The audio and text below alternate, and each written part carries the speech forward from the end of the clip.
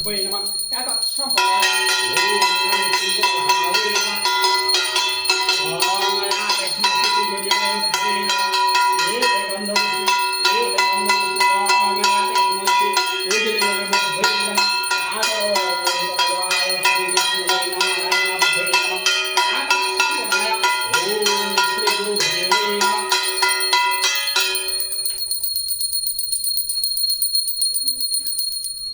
চৈব নরোত্তমং